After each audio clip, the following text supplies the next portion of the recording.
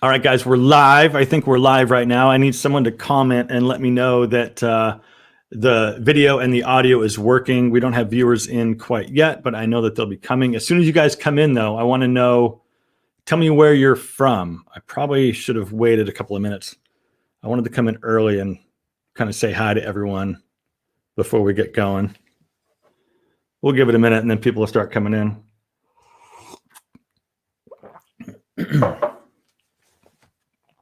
There we go. We got some folks coming in now. Good. I'm glad to see some folks in here. What's going on, Dave? Thanks for being here and helping out today. I really, really appreciate that. Guys, if you can hear me well and see me well, leave me a comment and let me know. I would really appreciate it, just to make sure that we're all up and running and working well. And also tell me where you're from. There's some folks in here. Carlos is in Stuttgart, Germany. That's amazing. Thanks for being here. I really appreciate that. Thanks, Don. I appreciate it. Don's from Canada. We got Freddie from Ponce, PR, Puerto Rico. Forgive me if I got that wrong. Correct it. Help me out. Where are you from? I got to start seeing some folks. Good. We got some good viewership in here. Gulf, Tommy, I didn't know you were in the Gulf of Mexico. I see you comment on my stuff a lot. So thanks for being here, man. I appreciate that very much. William, thanks, William. Thanks, guys. Appreciate it. Brett is from, oh my God, the chat just exploded. Brett is from Atlanta. What's going on, guys? Ottawa, Canada. Okay, I don't know where, hold on, where was that? Hold on, let me scroll back up here. Rolando, greetings from CDMX. What is that? Help me understand. Richard's from Ireland, loud and clear in Kansas City, Missouri. Thanks, guys. That's freaking awesome.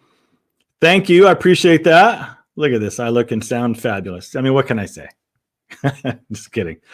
William, New York City. We've got somebody from India, and I just lost it all again. You guys are just amazing. Sunday workout is done. Time for a live chat. Very cool. Kevin, nice to see you. I'm glad you finally made a live chat, Kevin. Holy smokes. Ontario, California is in the house. Tampa Bay is in the house. Hussam is in Libya. That is amazing. Thank you for being here. What time is it over there? It's got to be like crazy, either middle of the night or something like that. All right, guys. So I'm glad everything's working. So first things first, I do have a moderator. Dave is going to be our moderator because there's a lot of times where I miss important questions. And so Dave is going to help me highlight some questions and feed them to me on my phone so I can hopefully make sure I get to your questions. So he's also going to be taking care of any, spam stuff that comes in, so that we do have a moderator for this one. And also, guys, if you want your question highlighted so I will see it, use the super chat thing down below. You can donate to the channel and I'll see your chat. Everybody will see your chat. It'll light up in this huge colorful banner and you'll be a rock star and I will love you forever. So that's that down below. So Lyndell is waiting. What's up, Will? Great to see you, man. I'm glad you're in here, guys. I'm happy to see everyone. We've got lots of folks in here. So I'm going to go ahead and bring Lyndell Werling in, and she's going to introduce herself, talk about a little bit about what she does, her background. And so once she comes in here, I'll just bring her in, then we can sort of chat a little bit about how Lyndell and I actually met. So guys, say hi to Lyndell. Lyndell, how's your audio working? Can we hear you? I hope so. Yes, we can. We can. Excellent. Yep. Hello, good. Gentlemen. I'm so excited to see people from all over the world. This is going to be so much fun.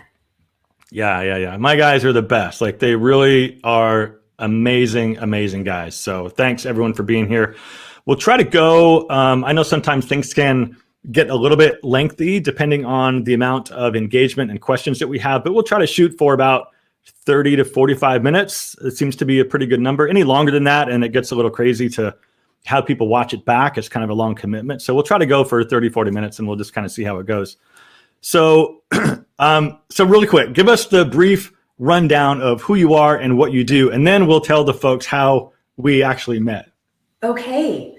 I am a wardrobe stylist for executives, entrepreneurs, and everyday people. What I do is help with visual branding. So these professionals and everyone who wants to have a wonderful presentation on social media has a framework.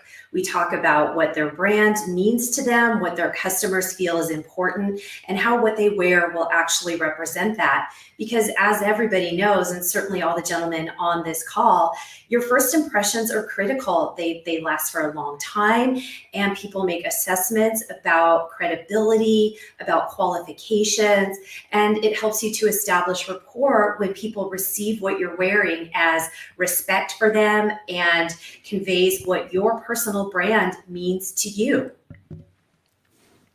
Very, very cool. So, okay, so just a little background information for you guys. Lyndell, I think I went and looked back at photos, and I think it was 2016, like December, like it was fall, winter, I think 2016.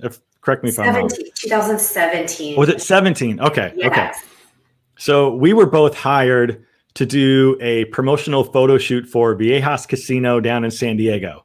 And it was it, oh my God, I can't remember her name right now. Allison, yes, from San Diego Fashion Week. Yes. Anyway, so we did this whole photo shoot together. It was amazing. We were dressed up in a couple of photos, drinking wine in some photos, and then we got in bathrobes and we were like in this bed together, like it was a morning time, drinking mimosas. And we did. Yes. It was to promote their new casino, which at the time, and the residents there, the only 5-star property in San Diego County, and they were targeting people that would be of our demographic, an older age group, not like the ads you would see for Las Vegas. So they wanted that to be sophisticated. They wanted it to look fun. And by way of background, the room was totally staged. The hotel was not even built. So it felt really fun to be behind the scenes in that context, for me at least. I know, it was crazy. The first shoot that we did, yeah, it was crazy. The whole building was still under construction. We had to wear vests and hard hats to maneuver through the construction site, up the elevator to where they had, I think, 2 or 3 rooms already built out. Yes. And so that's where our photo shoot took place. And we've done what? I think we did 3 of them. I think we've worked together 2 photo shoots and a video shoot or something like that. Yes. And, by way of tying into the concept of what you do, John, I feel like we were selected because they didn't specifically have a wardrobe stylist on the set, and they kind of trusted that we would show up and be able to represent their brand with very little direction. And, a lot of production is that, making sure that whomever you are passing your credibility to will carry that forward. Yeah. And a lot of it was low budget, and, a lot of larger productions would just show up and we'll have a whole wardrobe for you to select from, kind of a thing. But in this case, for me anyway, it was, what do you have in terms of like a suit, smart casual, business casual? And I just like brought a suitcase full of stuff, and it was like, they were so happy that I actually had garments and items that could work for what they were looking for. Yes. Yeah. Cool. All right. So guys, if you have any questions, really quick, one thing I want to just, since there's a lot of guys in here that follow my YouTube channel, I just posted on my community tab on YouTube and also on Instagram. Next week, I'm doing a video on, it was like a year ago, I think I did a video on viewer outfit critique. And it was like, send me a photo of your summer go-to outfit. I don't care if it's shorts, chinos, suit, it doesn't matter, but make it summer themed. Guys, I'm doing another one in just a few days. So within the next couple of days, if you wouldn't mind, and if you want to participate in that video and if you want to be in the video, basically send me a photo of yourself, a good quality photo, and I will put you in the video and we'll do this whole critique. It'll be amazing. The last one I did a year ago was phenomenal. Everyone loved that one. So I'm doing it again. And I just wanted to make another announcement to all the guys here that are watching. Send me photos. If you're on Instagram, the best way to do it is just to DM me photos. And that way I know your name, your photo, and I can give you a thank you and all that stuff. So since that's out of the way, Lyndell, I have some questions for you. Yes. So we'll get right into it. Oh, and guys, if you have questions, leave the question over in the comments and we'll get to your questions specifically, and we'll highlight it here on the screen. So first question, and I've got them written down here so I don't forget them. First one, what are some things that men can do to help streamline and organize their closet? This is a great question. And being in Southern California, it really resonates with me because most of us do not have extra space. So we have to use kind of a perpetual cleaning out of things that shouldn't be there. But there are also some tools that you can leverage. And I have a couple to show you. Visuals. Yes. Nice. The first for me is hangers, because cumulatively they can take up a lot of room. I'm a huge fan of these velvet hangers because they're really narrow. And so that gives you a little advantage over the traditional plastic ones. As you can see, these are a little bit thicker. And when you line them up next to each other, if you have 20 or 30 of these, let's see, that would look better. It's just gonna save you space. These also function sort of like the dry cleaning hangers that have the foam on them. They preserve your clothes. So sweaters, shirts won't get the wrinkle mark on the shoulder.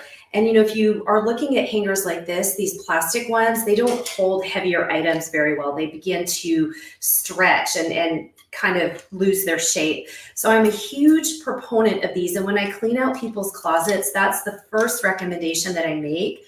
The hangers are affordable. You can get them online, you can get them at discount stores, and they work out to be anywhere between like 30 and 50 cents per hanger. So if you take all of your clothes off of the hangers that shouldn't be there, that's a huge step in the right direction because everything will look neat and tidy. And in my closet, I actually use them in colors so that when I look at my clothes, I know that if the hanger is not black, that's more of a piece that I would wear when I'm looking for something fun. All of my work attire, color, yeah. I put on the black hanger. So when I'm looking through, I can immediately visually sort of say, these are the items I need to focus on if I'm going to a networking event, or if I'm going to a happy hour. I know I probably don't want to pull out something that looks like I'm going to a business meeting. So hangers are a big step in that direction.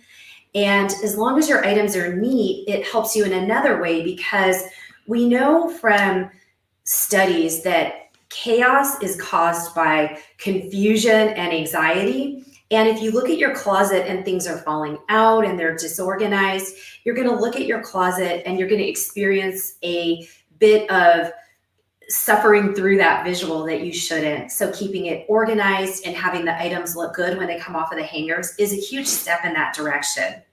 Yeah, I've actually talked about closet organization before, and like doing color coordination of like your shirts, like white shirts, Yes. blue shirts, pattern shirts, casual shirts, that kind of a thing, and have them all, kind of in order. So you're not trying to find the one plaid thing that you thought you had somewhere. It's like, I don't know, you just kind of know where it is because it kind of goes in its little spot. Exactly.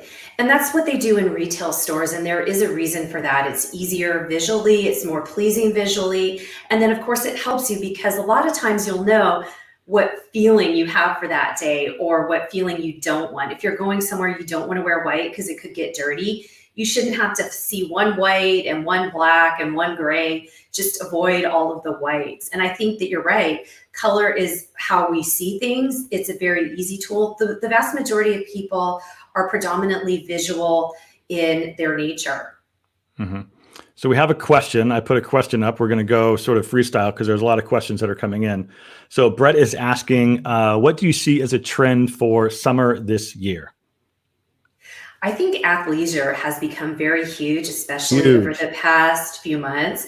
And that's a lot of the questions that I'm getting. So athleisure that looks a little bit less like loungewear that you would sleep in, because people are at home all day. And when they leave, they want to be able to kind of go out that door with what they have on and not change. So there have been some questions I've received as well with just visuals of things people are looking to buy online. Like, do you think these are okay if I buy them that I can wear out as well?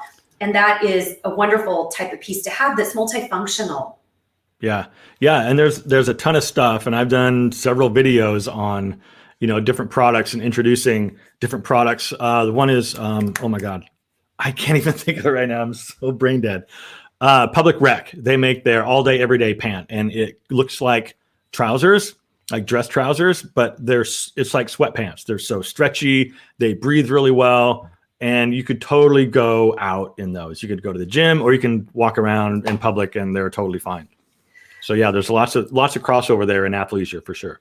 Yes. And another question that I'm starting to get is, I think because small businesses have suffered over the past few months, people are asking me for recommendations of brands that might be up and coming, of how do they support small business.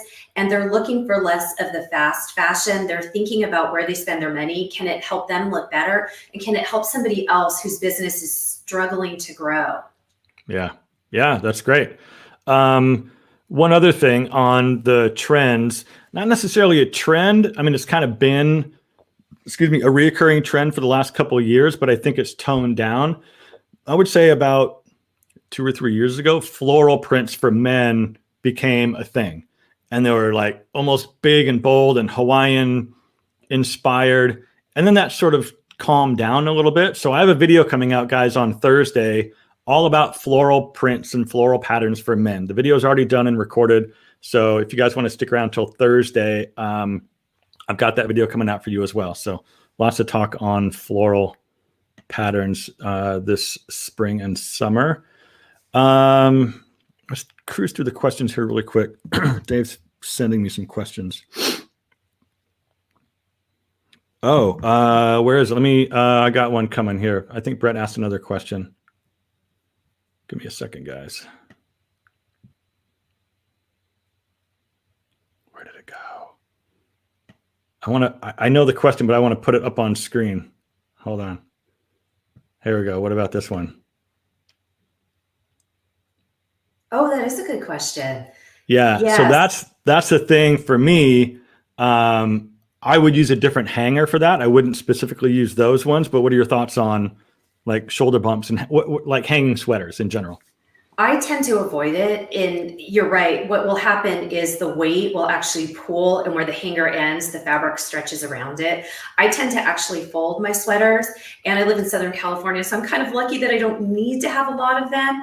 But if I were to store them, I love putting them into either those plastic crates and I stack them in my closet where there's extra room, or putting them inside of some type of storage container, whether that's a drawer or not an open shelf, because I don't like my sweaters to get dust. I don't like them to collect anything that, when you go to wear it, then you have to dry clean it. They're a little bit tougher to keep in shape. So I tend to protect my sweaters. Exactly. Talk about, and I've talked about this before on my channel, since we're talking about, general closet organization, how long do you feel we should hang on to items that we no longer wear? Because we all have those pieces that if I lost that 10 pounds, that's the shirt that I'm going to wear, or those will fit me if I lose the 5 pounds, but that hasn't happened in 12 months. So what are your thoughts on hanging on to stuff? There are 2 thoughts that I have on that. And the first is we should have items in our closet that are right for us today. And when we hold on to something that makes us feel bad about our body or about ourselves, and then there's a carryover when we look in the closet that says anything, that voice in our head says, I'm not good enough, I'm not fit enough. It's a bad anchor, and we don't want negativity in the closet. When we pull clothes out, we want to feel empowered. We want to feel happy. So if they cause any type of negative emotion to surface and it's repetitive, it should absolutely be gone. And you can donate it. You can put it on Poshmark. You can somehow recycle that item so that there is a good outcome that comes from it. But it's bad when we're looking at it and saying, I've had it for a year, I've had it for 2 years, and I'm just not going to get there. It's okay. It is so certain you will not miss it. But when it's there and it takes up space and doesn't have a purpose that serves you, it's really the right time to let it go. That is actually something that I had not ever even considered. The mental aspect of looking in your closet, seeing that shirt that used to fit and now doesn't, and it's been a year. That's crazy. That's why this is why she's here. Come on. I think it's a little truer for women because we tend to define ourselves by how we look, maybe a bit more than men. And so that negative reinforcement is very detrimental, and it can cause, again, that anxiety and stress. And you go to the closet and you start your day feeling like you're overcoming an obstacle that shouldn't be there. That's crazy. I had not even considered that, but it's true. Even for me, I look at it and go, I used to fit in that. Or sometimes I'll have like a thin morning or something where I feel like the last couple of days I've been eating well and, dieting and exercising. And it's like, I feel pretty good this morning. And then I'll go put it on. It's like, fuck, it still doesn't fit. And then dang it, I don't feel defeated, but there is definitely something that occurs in your brain that just makes you feel not so good. It's disappointing, and we don't want that. We want to feel happy and energetic. Very good. That's awesome. Give me something about why, like in your opinion, not speaking for everyone, why do you feel style is important specifically for this demographic of guys? Like, why should we care? Why is it important? And specifically for this demographic? This is such a great question. And it's probably even a little bit more relevant now because I think we've all taken a step back and kind of just done the minimum for a few months. The main reason that it is important, in my opinion, is there's an assumption that a lot of us make that what we do is the only thing that matters. That is not true. It is important to present our best selves every time we come onto a call like this, every time we step out into the general public, every time that our representation of ourselves is presented to other people. And it can be hard, right? We may not all know about style and where to go and how to create it. And that's why I love referring people to you, John, because you give them a roadmap. So that can be a hurdle for people, and then they totally choose to disengage. But what we do is so critical. We would never allow our work product or our art product or anything else that we want to create or accomplish have that level of it doesn't matter, because we know it does, and it should in how you present yourself as well. First impressions last forever. There's been scientific research on this. There's an actual theory called the halo effect.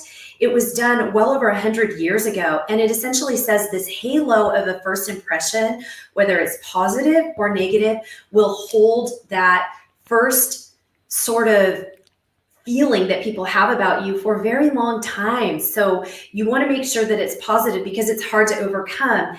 And we can definitely use our presentation to make sure that everybody sees what we want them to see. I can't change my eye color, I can't change my height, but I can wear the right clothes so that people trust me and find me credible and enjoy interacting with me. I totally 100% agree. And there's also, in my opinion anyway, a level of self-respect and self-worth that, and it's not necessarily that you're putting on a costume to try to look a certain way if you're not that guy, right? It's like, maybe I should care how other people think of me, so I need to dress a certain way. It's not about what other people think. It's about how you think about yourself. Like when you look in the mirror, are you happy with what you see? Could you do better? Like answer those questions.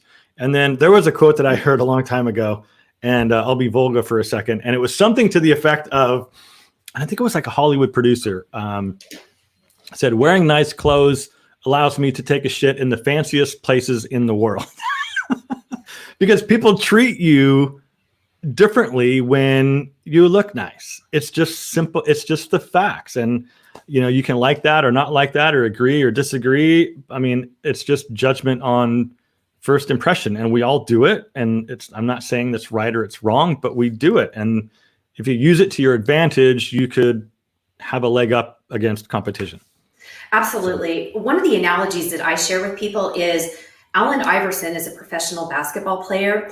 And when he came into the NBA, it was right around the time that wearing suits and wearing professional attire when you entered the stadium and you left was changing. And Iverson wore all these baseball hats, and he owns a jewelry company, so lots of diamonds and big jerseys and oversized clothing.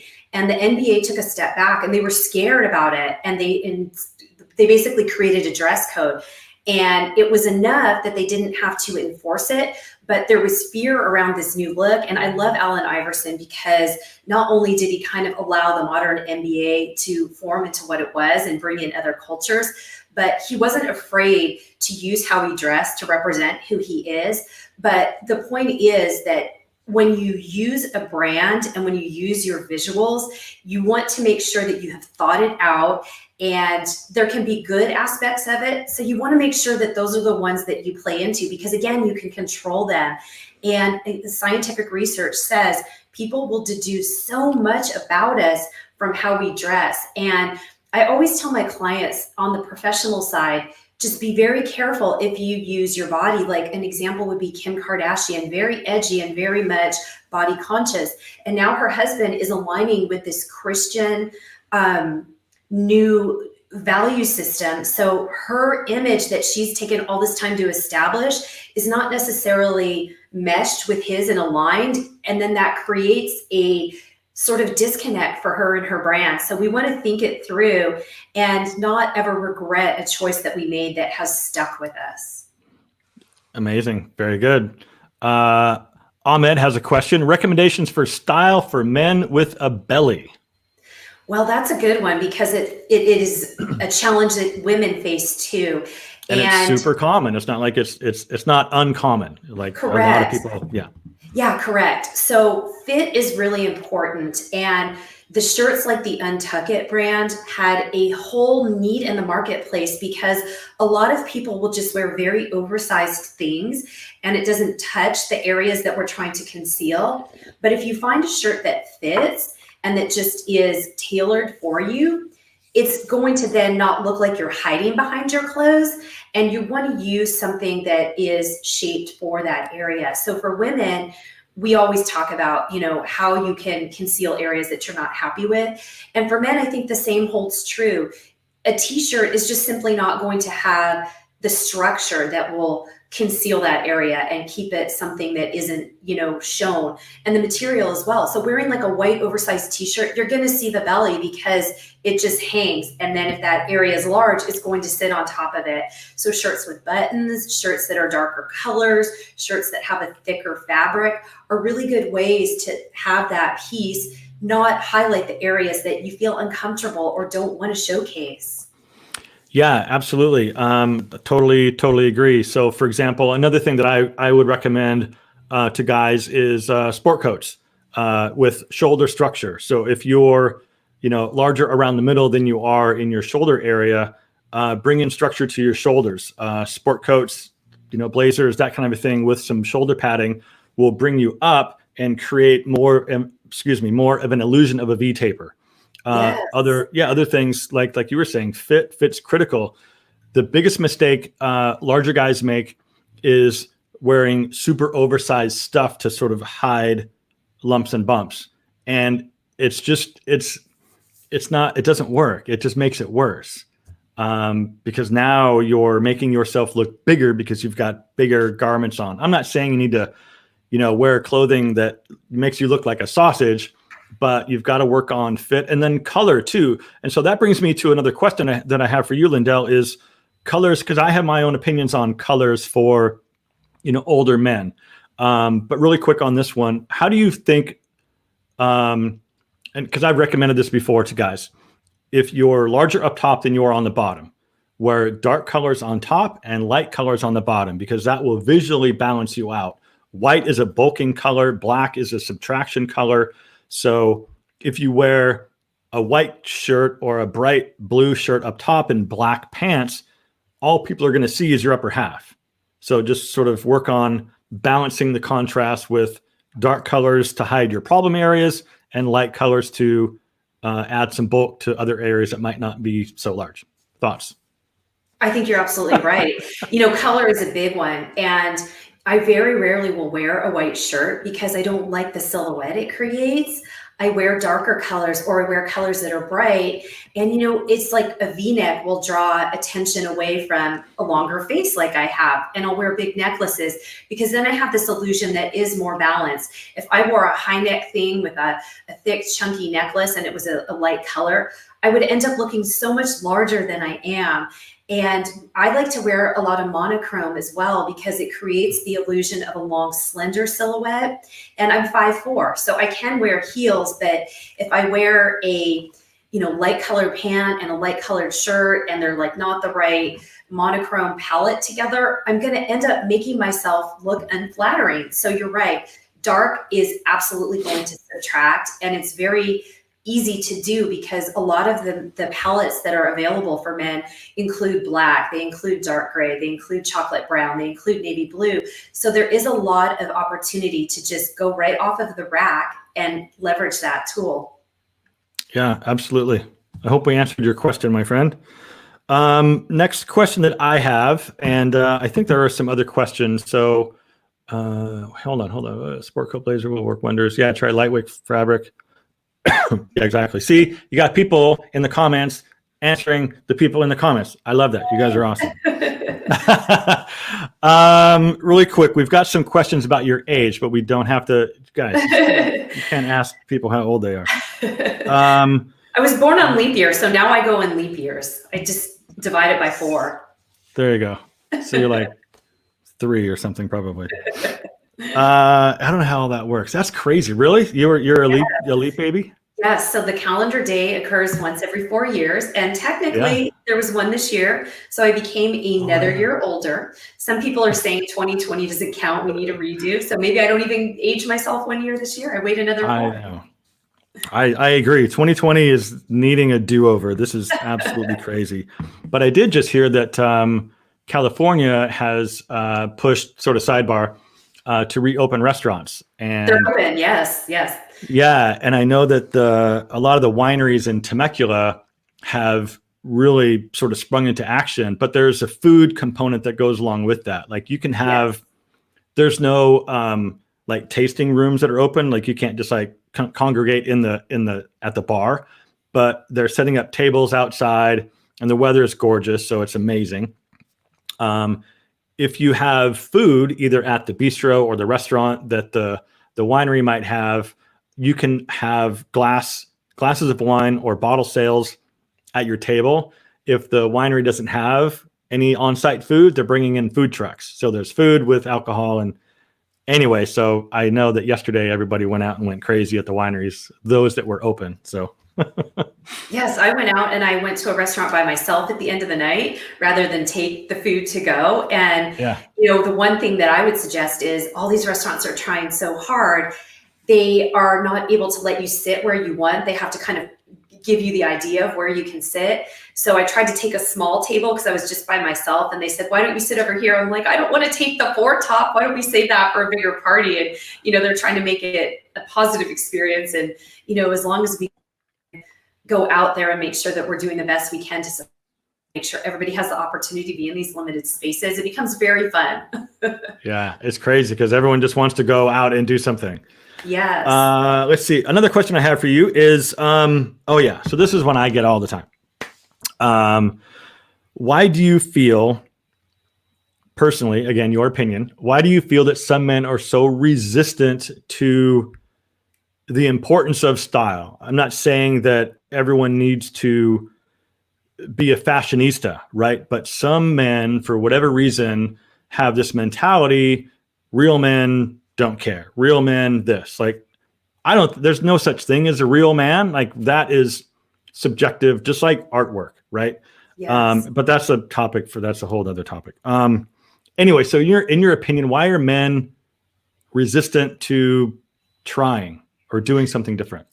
I think there are several reasons, and I like to tell stories that sort of paint the landscape sometimes. And it's about priorities, and we have only so many hours in the day. We only have so many things that we can prioritize.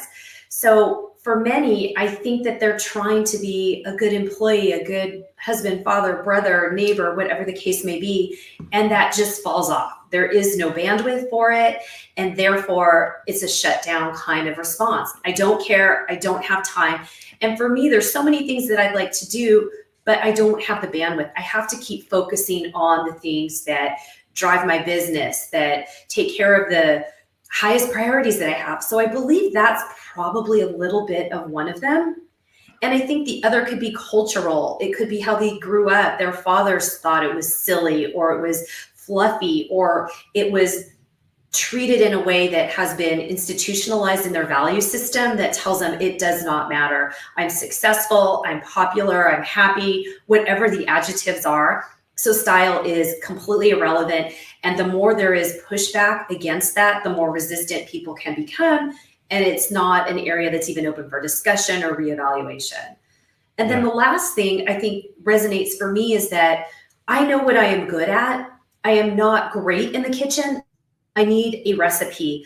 I don't go in my kitchen and pull out a bunch of ingredients and create the next version of the Caesar salad, which is how it came up. Just a late night thing. And the chef said, I have these ingredients, and the Caesar salad was born. I need help to get there. I don't go into a living room and redecorate it. That's not my skill. So if you don't have the skills, if you don't have the time, and you come from a value system or a background that says, that's for women, that's not for men, it doesn't matter, focus on these other things, all of that plays into a belief system that may not even be open for debate. Very deep. Geez, Lyndell's getting down with it. I've worked with men where they are told by either a promoter, a publicist, a branding person, they need to go down that road. And that's sort of the environment that I come into, and they can be very unhappy about having to work on their style. So I've experienced it, but at the end of the day, what comes out of that is quite often an admission that they do feel better about themselves once they've taken some time, because people notice when they dress better and they get treated better and they feel great.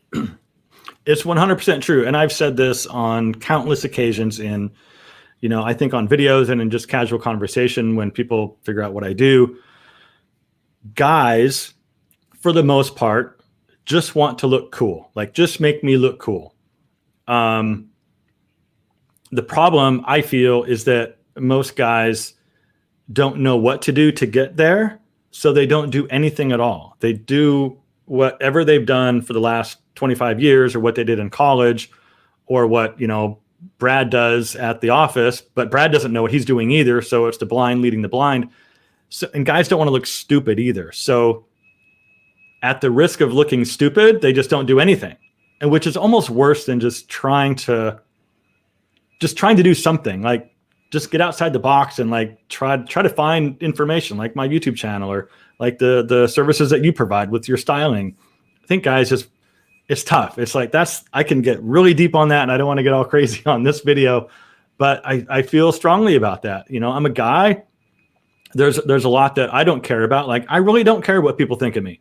I mean, if I did, I would not have a YouTube channel because you're exposed. Yes. I'll just say. Yes, exactly. But I'm glad that you do, because people need the go-to source to help them get there. Then they don't need to ask someone like me for help. They can go to you and get all that information in real time. It's relevant and it's thoughtful. Exactly. So I've got a question here. This is an interesting one. I'm hoping you can help our friend out. Can you touch on or share your thoughts on recommendations for fit guys, but also who have thinning hair? It's always a concern. Is there any way to de-emphasize the hair in the visual look department? So guys with thinning hair, what can we do for them if they're self-conscious about it? This is an area that I feel very strongly about. I have people in my family that have alopecia, have hair loss, and I've worked very much with leukemia and lymphoma patients.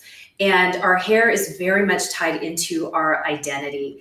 And as that changes over time, and it changes as we age, we lose hair, the hair changes colors, the consistency changes, it can affect our self-esteem. So it's a really valid question and feeling that people have, number one.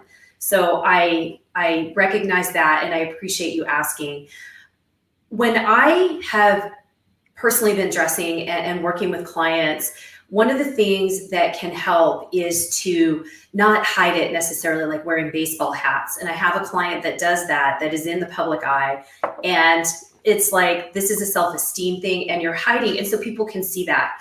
So getting yourself feeling good about yourself is a really huge step in that direction. But then if you do choose to wear hats, like Michael Jordan always had that wonderful look where he had the Kangol hat on, and that became part of what people expected and appreciated and liked about him. So you can use actual hats, you can use clothing to help you feel better about it. And the thing that John referenced earlier, structured shoulder pads and jackets and the right colors can draw the attention to your shirt and to your face without necessarily having people just look at what your hair looks like. So I think it's twofold. One is being confident in who you are and knowing that you are good enough, knowing that you are a great person, and really going out and making sure that you emit that energy to people. And I'm not one to allow energy to control life. I think we need to be strong-minded, but that is a self-esteem value proposition for ourselves, as that change can, come into our reality when we look in the mirror. Very good. And I would also add to that most other people don't care as much about your hair as you care about your hair, right? There's a lot of really cool looking dudes that don't have any hair. So, I mean, I'm fortunate that I have pretty good hair. So, but if it ever came a point where it was getting a little ridiculous, I would not hesitate and I would shave it. Don't know if I would go bald, but it would be very, very short, like Jason Statham kind of short. So yeah. And I think that you could look like a badass. You can incorporate facial hair. You can incorporate a different set of glasses. If you wear glasses, there's lots of different things you can do to balance your face out if you don't have hair. But what I would not do is, if it's thinning, don't do the long comb over. Don't like Lyndell said, don't try to hide it. My opinion. And I agree with that. I think similar to the, I think just really quick, I think it's similar to the closet. We're using something like the oversized clothes or styling our hair in a way to hide something. It then reinforces the negative feelings that we can hold around it. Oh, here's a good one. On the subject of hair, this one just popped in. I was looking for another one, but this one popped in because I get this comment all the time. Should older men dye? I'm assuming it was dye their hair. Did you want to share your thoughts on that, or did you want me to do that? Oh, yeah, I will go right ahead. I say no. I think our feeds are jumping in and out. I say absolutely not. I probably turned down 10 or 15 ad campaigns that wanted me to talk about hair dye products and wanted me to dye my hair and show some before and after results. And no, it's not my thing.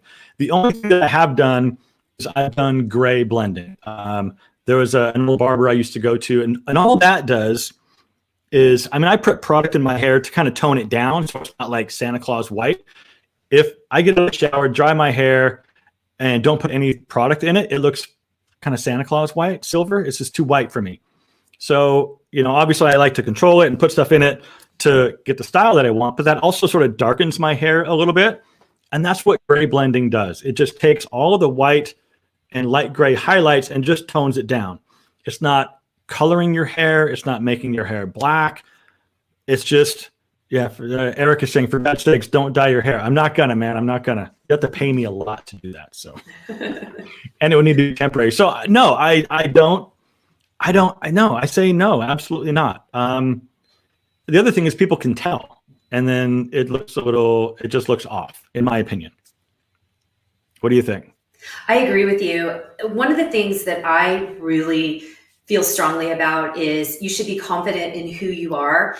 And I think your hair color, you should choose. If you choose to dye it, don't be ashamed of it. Don't feel insecure about it. But you should also know that every time you go out, you are who you are. And you should be confident if that is gray hair or partially gray hair or hair that's really just at the initial stages of it or the final stages of it. I feel very strongly about the identity that we have with the physical traits we have, being proud of it and not letting other people's opinions sort of dent that confidence that we carry with us. And hair is a big one. It really is, because we spend a lot of time and energy conditioning it, cutting it. And if we color it, that just adds a whole nother level on. And I liked what you said about people can tell. In the Southern California genre, there's so much that's done with the eyelash extensions and the hair extensions. And we want to look like we are actually authentic. That's a huge buzzword in all social media. But I like the use of it when it's appropriate, because we just can't carry this fakeness around with us, and this whole idea that we're not good enough without it. And the last few months, not being able to get to hairstylists has really made that a thing we can look at again and be okay making the change now. Yeah, I don't know if you saw my video, but I just cut my own hair, a week and a half ago. I might need to do a little touch up, but I did a whole video on, I cut my own hair. And so Lawrence is asking a question, and this is kind of I want to say like a hot button topic in the last probably week or week and a half. There's been a lot of chatter on YouTube channels that surround men's lifestyle on whether or not it's appropriate to wear shorts over a certain age, specifically 30 and 40. So, and I just made my video about that, and I think it's absolutely appropriate. So, but Lawrence is asking, where do you feel shorts should break on an older man? He's 5'7" and even short inseams off the rack, the shorts go down to his knees. So what's your opinion on twofold? What's your opinion on shorts on men over 40 years old? And then where should shorts break on a guy? Like where should that inseam stop, roughly? The two-part question has two answers. And one of them is that a lot of clothes that are off of the rack are not going to fit people. It's a very small percentage of people that look great in what you pull off of the rack. So you can get them altered. And I do recommend that for people that are a height that the off the rack garment doesn't fit properly. It's not that expensive. And if you're buying something that you feel you have to alter, just factor that into what you're comfortable paying for it. And with shorts, it's a very simple adjustment. Tailors are roughly $90 an hour when you estimate how much an item will cost to fix. So you shouldn't be looking at much more than $12 to do that, maybe a little bit more depending on the skill of the tailor and the reputation and the demand. So definitely don't avoid wearing them because they don't look good when you purchase them. Just go and get them tailored. And I absolutely believe shorts are appropriate at every age. Shorts are a functional utility, especially in certain areas where it's hotter and more humid, and you want to be comfortable. You don't want to be walking around in pants because you feel like, hey, I'm too old.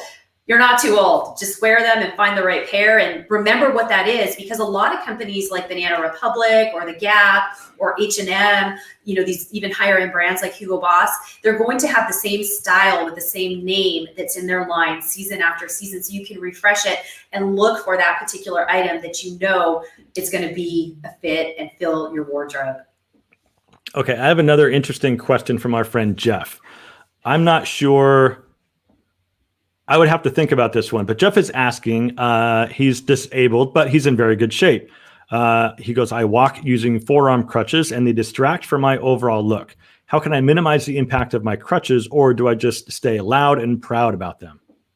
I think the latter. You are loud and proud because you've overcome something and you're in good shape and you're an example that people can look to and say, if Jeff can do it, I can do it. One of my personal heroes is Jake Olson, who is a blind collegiate athlete who's now graduated. And the people that have used the power of his story to overcome obstacles is immeasurable. And for all of us, we need to be able to look towards people and say, they have overcome really difficult things and they feel good and positive. And we can use that to look ourselves in the mirror and say, I need to be able to overcome the negative attitude or the setback or the minimal thing that's just gnawing at me today. So Jeff, I commend you for asking this question, but also for overcoming something that I'm sure was not easy. Yeah, I'm sure it wasn't your choice to be on crutches. So the fact that you're, on here asking the question and even suggesting yourself to be loud and proud, I think you pretty much already know the answer to that one. So absolutely rock it. Do whatever you can. I don't know, paint them, put flames on them or something. I don't know. That could be kind of cool. Eric, let me just get with you real quick. Who started this ridiculous thing about being too old to wear shorts?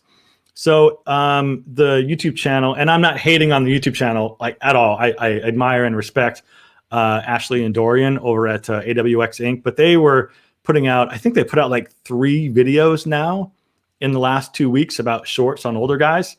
And my inbox was being flooded with guys who saw their video that wanted my opinion, like address this issue.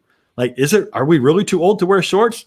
So that I made the video, and that's how the whole thing started. So if you wanted to know, Eric, that's kind of what's going on. Just a little YouTube friendly banter I do have, I'll put Eric up there on the screen. Another question. You guys are awesome, by the way. Thanks for your amazing questions. I had another question for you here somewhere. Oh, yeah. Okay, so I've made several different videos about what men should wear in terms of, finding women. If you're a single guy in your late 30s, 40s, 50s, and your objective is to find a future partner, long-term life partner, you should pay attention to how you look. So I've made some videos on what women notice first about men. So what did you see in your opinion where men fall down on this topic and subject, and what do you think men could do better in terms of their appearance, their style, their image? Yes, this is such an important question. And having myself been on these dating apps, we make assessments really quickly. You swipe that direction when you see someone who looks like they haven't cared enough to put their profile together.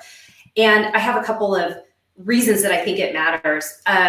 One is if you see someone who looks like they haven't put care and time into their presentation, at some level, a woman is most likely going to say they probably don't care about me. They probably won't care about a relationship. And that then takes away from someone who might be a good fit for you because they already decided this person's a little bit sloppy or a little bit, unconcerned about themselves. How will they treat me? Because we know we need to love ourselves the most in order to love somebody else. And it's the fit, right? It's the cargo shorts. It's the socks that are the wrong length and make you look like you're, an old guy working on your car. Like that's my dad. He doesn't care about the socks. And my brother's always asking me, can you please help him? He doesn't want to be helped. So it sends a message to women that you're not concerned about yourself. So therefore, how could you be concerned? And you can easily overcome that wearing clothes that fit, wearing clothes that are modern, wearing clothes that are ironed and laundered properly. Yeah, I totally if you don't want help, that's fine. But what cracks me up on a continuous basis is the comments that I get on these videos that I've put out where guys are like, why should I care what other people think of me? Like, she's only after my wallet or whatever.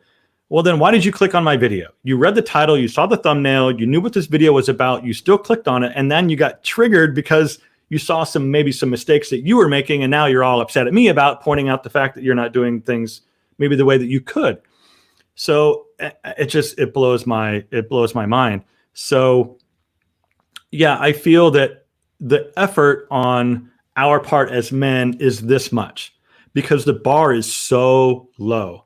I remember when I first moved to Temecula, we would go out to Old Town where all the bars and all the, the restaurants and everything were. Friday, Saturday nights was like crazy down there.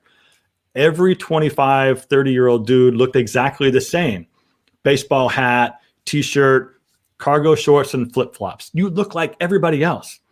And I'm saying, do you want to get laid tonight? Because you look like there's no differentiation between you and the other guy. Because the bar is so low, the effort is minimal. You have to do this much better than everyone else, and you stand out for all the right reasons. And I love your point about the projection of self-worth. If you dress a certain way, it projects that you don't care about yourself. And why should you care about anyone else? Like, I get it. This is a whole psychological thing that we could continue to go down and chat about, but it makes a difference. And you're not doing it for anyone else. You're doing it for yourself. So other people see you in a positive way, because it makes a huge difference. It makes a huge difference. And I don't want it to be a costume. You're not trying to be someone that you're not. You are you. You're being who you are, just a nice, clean, polished version of it. That's all. The other thing that I think about for women, with this argument, a guy doesn't dress all that well.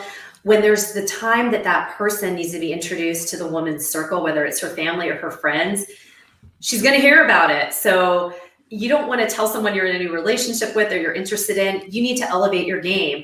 because that creates uncomfortableness in the circle. But if they don't do it, then the friends are saying, why did you bring that scrub? Like, you're worth more than that, girlfriend, and all that female empowerment stuff we should be doing for our friends. So if they do the work, if they have the look, it just makes everything flow that much easier. Yeah. And I'm saying, like, it's the effort is very, very minimal. I think guys feel like they have to do all this crazy stuff or know all of these things. And no, you don't. Oh. Pardon me. It's just a couple of things. Anyway, yeah, that's a whole rabbit hole that I could just go off on. You and me both for hours. Yeah. It blows my mind that these guys, like, I wouldn't click on a YouTube video about 5 mistakes amateur quilters make when they're quilting a blanket. Like, I don't care about that. I would not watch that video. Right. But you clicked on my video about style mistakes guys make and left a bad comment. So it cracks me up because you do care. I mean, you really do. Yeah. If you didn't care, you would wear you'd wear a garbage bag to work tomorrow or wear a pink tutu to the job site. Like, you do care. Let's see. Hold on. Will has a question I'm just looking at right now. Oh, interesting. Will is asking, what's up, Will? Good to see you. Thanks for being here. Will is in the fitness industry. Sport coat and sneakers is my go-to for casual industry events. What brand of sneaker is most appropriate for this professional setting? Let me jump on this one really quick. Yeah. Any leather minimal sneaker. I wish I had some here that I could show on camera. I'm a big fan of Greats. I'm a fan of Koyo. I don't own any Common Projects, but that is another great shoe design. Minimal, clean. You can do, like, I was wearing yesterday some blue leather sneakers from Ace Marks. Ace Marks that's another brand to look at. Margam white sole with like a blue leather upper, black leather upper. You can do browns, pure white. You really can't go wrong with a minimal sneaker design. I wouldn't recommend like a trainer or a running shoe or something with like the swoosh on it or a lot of embellishments on the shoe. Keep it clean and simple. Paul Evans makes a really nice sneaker. I think there's some, you have to wait for those to come in, but Beckett Simonon also has sneakers. Oliver Cabell has some nice, there's tons. Like, everyone's in the sneaker game and they're all making very similar sneakers. So those are some brands in my opinion. What are your thoughts? I agree with you. And one of the things that you pointed out is when they look too athletic, it even ties into, they have laces that are the nylon that you throw in the washer and the dryer. So if you go to those brands that you've referenced, the whole presentation of the shoe, from looking down, looking on the side, and, it conveys, yes, I'm in this industry, but I also put some time and energy into making sure I looked like my brand has effort associated with it. And that's important, right? The details are really important in the fitness industry. You're not going to want to go to a trainer that's like, yeah, do like 8 on this machine. Well, what about this? I don't know, maybe like 9. You want someone that's thought it through. You need to do 10 in sets of 4, and they need to be done a few times a week. And that carries through in the details of what you're wearing. Yeah, absolutely. Yeah, there's lots to choose from. Just find something that's minimal. Doesn't have anything on it other than just the leather. I want to just shirt casual. M Tobin 1000. We talked about that already, but let me put him on screen because he's asking a slightly different variation. If I have a belly, yeah, we talked about that a little bit ago. And want to dress sharp casual, is this a good look? Dark denim, top quality brown dress shoes, polo shirt, and a lightweight knit vest. Does the vest help with the belly? It can. I don't know. That sounds more like a country club kind of a look. Dark denim, I like polo shirt and a lightweight knit vest. Yeah, it sounds fine. I don't know that I would do. I don't know. I guess I'm more of a fan of, if I'm going to wear a vest, I would do some type of either a button-down collar like I'm wearing right now, or just a dress shirt with a vest over the top of that. I wouldn't make the vest overly tight. But yeah, there's lots of vests. I'm more of a fan of vests from, say, Suit Supply, that kind of a vest. It's more of a dressy look. I have a vest jacket, a really thin, can't really call it a puffer vest, but a nice, thin, tight, not too billowy puffer vest. I think those look pretty cool. What are your thoughts on wearing a vest to help with the belly? I think the color too can play into whether it's slenderizing or if it's, having the opposite effect, right? Like a light gray would not be as good as maybe a darker navy or maroon. So it's hard to say in generalities, but I do agree with you. It's a nice smart look when you have a collar. If it's just a t-shirt underneath it, again, that could be two fabrics that are not structured that just kind of hang. So it depends, but it is, what I like is that you're looking at the tools that are available that can address the things that you want to make sure the silhouette looks like. Yes. And there was another question that came in from Dave. You're doing a great job feeding me these questions, man. Big applause to our friend Dave, English Dave, for being our moderator today. There was one. Yes. What is? Let's take a look at this one really quick, and then we'll probably get off here pretty quick. I think we've been on for about an hour. This might be too specific, but thoughts on band collar shirts. Are they too old-fashioned, or can they be incorporated into a semi-casual wardrobe? Do they work with sports jackets? I don't own a band collar shirt. I've seen other guys wear them. I'm personally not opposed to, wearing them or having that in your arsenal. They're sold. I think they're still relevant. I see it more on younger guys that I follow. I don't know that I see it a whole lot on older guys. What do you think? I'm with you. It depends. If somebody likes it and there's an outfit that they've put together that makes them feel great about themselves, it can totally be a go-to piece. It just isn't.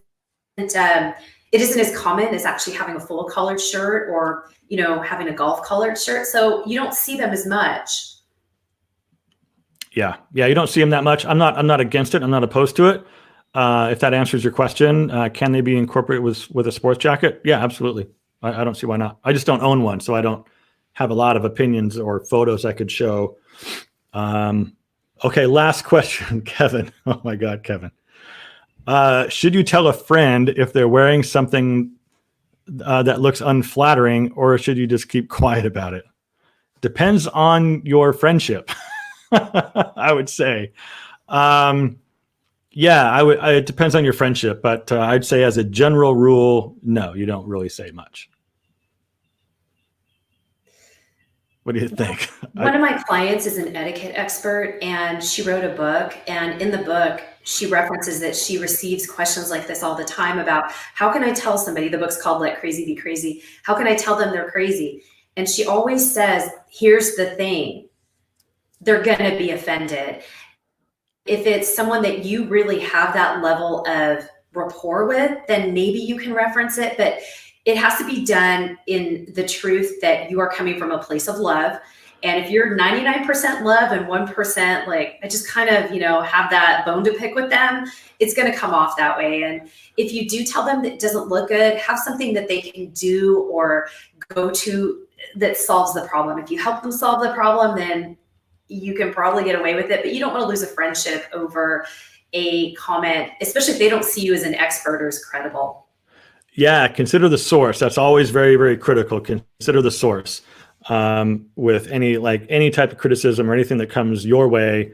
Consider the source. Yeah, guys, I think we might leave it there. I will do what I can to go back and answer some of the questions that end up on the actual comment section on this YouTube video. But like I said, guys, next week I have that video coming out, and I need your content. I'm doing a summer outfit critique. Send me your photos to be featured in my video.